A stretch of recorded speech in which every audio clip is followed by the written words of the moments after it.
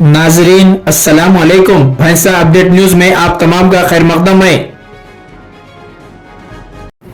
भैंसा शहर का संजीवनी नर्सिंग होम जो डॉक्टर आंजिहानी जी सुरेंदर के नाम से मशहूर था, लेकिन डॉक्टर जी सुरेंदर के देहांत की वजह से संजीवनी नर्सिंग होम में तशख़ीसी खिदमात बंद हो चुकी थी।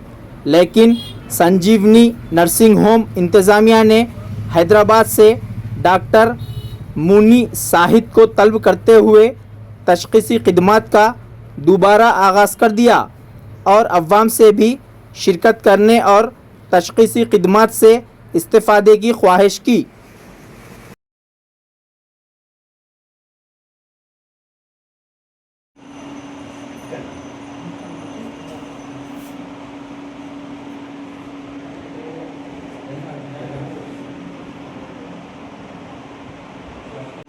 Anak kus.